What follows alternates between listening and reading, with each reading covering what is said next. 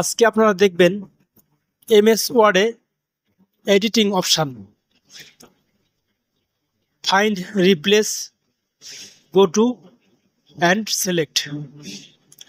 তো চলুন এবার আমরা ভিডিওতে যাই। আমরা প্রথমে একটা ডকুমেন্ট নিব, এরপর ডান পাশে দেখেন ফাইন্ড, রিপ্লেস, সিলেক্ট, এই তিনটে অপশান আছে। তো আমরা ফাইন্ডে ক্লিক করব। আমরা কন্ট্রোল F দিলেও এই ডায়লগ বক্সটা আসবে। তো প্রথমে দেখেন ফাইন্ড এ ক্লিক আছে, এরপর রিপ্লেস, গো টু। তো ফাইন্ড হোয়াট, এখানে আমরা একটা নির্দিষ্ট অক্ষর লিখবো, যে অক্ষরটা আমরা খুঁজবো।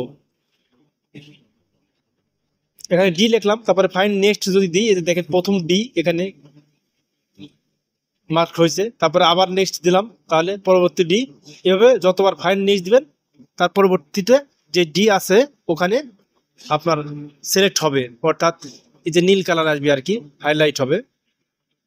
তো এখানে ফাইন্ড ইন আমি কারেন্ট ডকুমেন্ট দিলাম, তাহলে পুরো ডকুমেন্টে যত জায়গাতে ডি আছে সবগুলো আপনার সিলেক্ট হলো।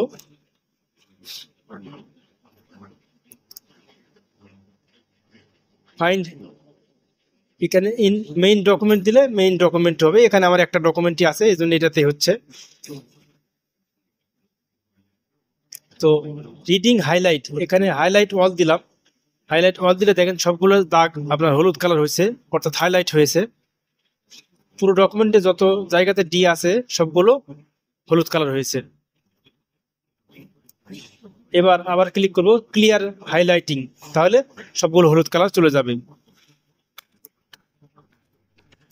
তো এটা আমি ফাইন্ডের ব্যবহার দেখালাম। এটা ক্লোজ করে দিলাম। এবার ফাইন্ডে ক্লিক করলেও হবে, অথবা রিপ্লেসে ক্লিক করলেও হবে। তো আমি যেগুলো একটাতে সিলেক্ট করলাম, আপনার হচ্ছে ফাইন্ডে ক্লিক করলাম। এখানে এবার আমরা দেখবো হচ্ছে রিপ্লেস। রিপ্লেস ফাইন্ড হোয়াট, প্রথমে কোন অক্ষরটা দেখতে চাচ্ছেন, এ। রিপ্লেস উইথ, কি দিয়ে রিপ্লেস করতে চান, এখানে লিখলাম হচ্ছে সি। তাহলে যতগুলো জায়গাতে এ আছে সবগুলোতে আপনার সি হবে। এই যে রিপ্লেস দিলাম, এখানে এ আসলো, অফিসিয়ালি এখানে সি হয়ে যাবে। এই যে রিপ্লেস দেওয়ার পরে স্পেশালি ছিল, তারপরে সি সি ডবল ওয়াই হচ্ছে। এরপরে রিপ্লেস দিলে যতবার দিবেন ততবার একটা করে চেঞ্জ হবে। এই যে এমদাদুল হক ছিল, এখানে ডিসি হয়েছে, অর্থাৎ যতগুলো এ আছে সবগুলো সি হবে। আপনি রিপ্লেস দিলে একটা করে পরিবর্তন হবে, আর যদি রিপ্লেস অল দেন তাহলে সবগুলো জায়গাতেই সির জায়গাতে এ হবে।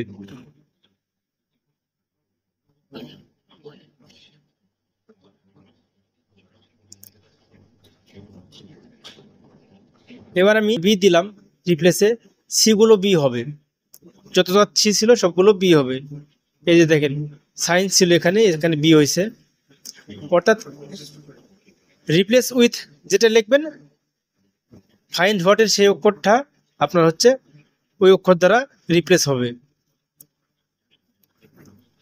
রিপ্লেস উইথ যেটা লিখবেন অন্য অক্ষর পরিবর্তন হয়ে সেই অক্ষর বসবে আর কি। রিপ্লেস অল দিলে তাহলে যত জায়গাতে সি আছে সবগুলো বি হবে। এখন ইয়েস করলে সবগুলো ডকুমেন্ট হয়ে যাবে, সি গুলো বি হবে। তো আমি এটা করলাম না। এবার গো টু হলে এখানে আসলে এই যতগুলো অপশান আছে সবগুলো অপশানে আপনি একটা ক্লিকের মাধ্যমে যাইতে পারবেন।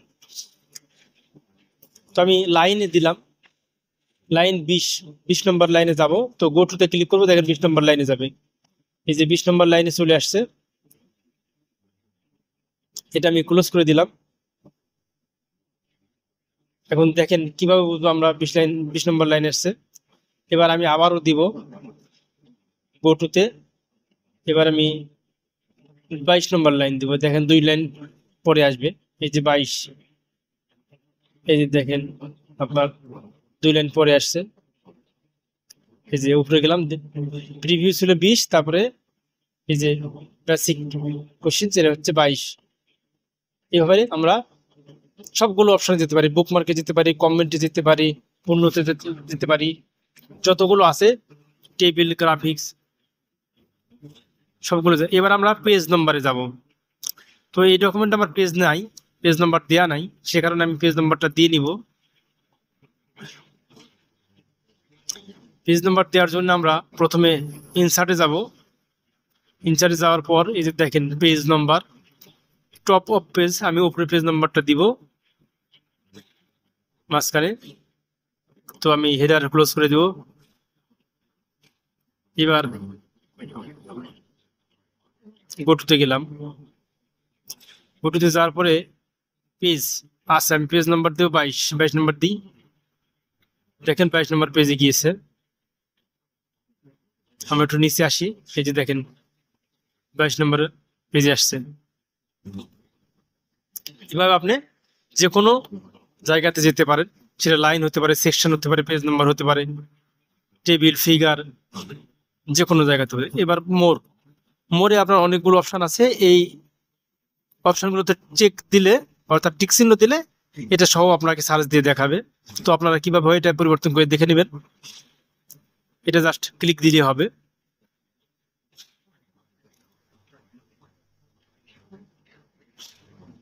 তো আমি এটা ক্যান্সেল করতেছি। এবার দেখাবো সিলেক্ট। প্রথমে সিলেক্ট অল, এটাতে ক্লিক করব, তাহলে পুরো ডকুমেন্ট সিলেক্ট হয়ে যাবে। এই যে সিলেক্ট হয়েছে। এটা আমরা অন্যভাবেও করতে পারি, কন্ট্রোল এ দিলে ডকুমেন্টটা সিলেক্ট হয়। এবার সিলেক্ট অবজেক্ট, এই সিলেক্ট অবজেক্ট দিলে আমার অবজেক্টটা সিলেক্ট হবে। তো অবজেক্ট কোনগুলো সেটা আগে বুঝতে হবে। আমি ইনসার্টে আসলাম, আসার পরে এই যে দেখেন ইলাস্ট্রেশনস, এখানে যতগুলো আছে সবগুলো হচ্ছে object. Picture, clip art, shapes, smart art, chart, এই সবগুলোই অবজেক্ট। তো এখান থেকে আমি একটা শেপ নিলাম, আর একটা শেপ নিব। একটা নিলে বুঝবেন না, এই জন্য দুটো নিয়ে দেখাবো। একের অধিক নিব।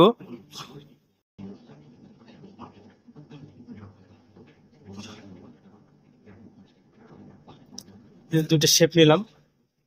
এখন আমরা স্বাভাবিকভাবে একটাতে ক্লিক করলে একটা ক্লিক হবে, আরটাতে ক্লিক করলে একটা ক্লিক হবে।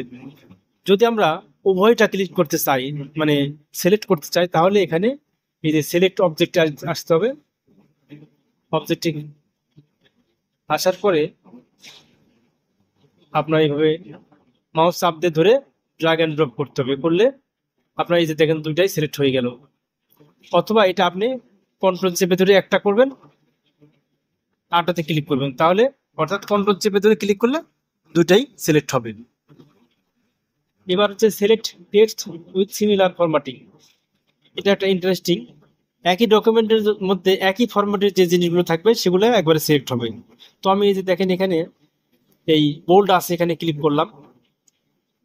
এবার আমি select text with similar formatting দিলাম, দেখেন সবগুলো বোল্ড সিলেক্ট হবে। এই ডকুমেন্টের মধ্যে যতগুলো বোল্ড হরফ আছে, বোল্ড অক্ষর আছে, সবগুলো সিলেক্ট হয়েছে দেখেন। এটা হচ্ছে সিমিলার ফরম্যাটিং এ সিলেক্ট হওয়া। এটা হতে পারে বোল্ড, হতে পারে ইটালিক, হতে পারে অথবা আন্ডারলাইন হতে পারে, অথবা আপনার ফন্ট স্টাইলও হতে পারে। একই ফরম্যাটের হলে সেগুলো সিলেক্ট হবে। তো আমি আবারও ডকুমেন্টের মাঝখানে ক্লিক করলাম, ক্লিক করে সিলেক্ট ছেড়ে দিল। এবার আমি নর্মালি একটা ক্লিক দিয়ে রাখবো, অর্থাৎ সাধারণ ফন্টে। তো আমি নির্দিষ্ট জায়গাতে ক্লিক করব সাধারণ ডকুমেন্টের মধ্যে, সাধারণ ফরম্যাটে। তো এই যে দেখেন এখানে ডেভেলপমেন্ট, এখানে ক্লিক আছে। তো আমি ডিসিপ্লিন এখানে ক্লিক দিলাম, ডিসিপ্লিন। এবার এটা ছিল আপনার হচ্ছে টাইমস নিউ রোমান, এই জন্য দেখেন সবগুলোই সিলেক্ট হয়েছে। এখন ডকুমেন্টের মাঝখানে দেখেন আমি যাচ্ছি, নিচে যাচ্ছি, এই যে এই টেবিলটা আছে, এটা হচ্ছে টাইমস নিউ রোমানে না, এটাতে হচ্ছে আপনার হচ্ছে অন্য ফন্ট স্টাইল দেওয়া আছে, ক্যালিব্রি। তো এটা দেখেন সিলেক্ট হয়নি।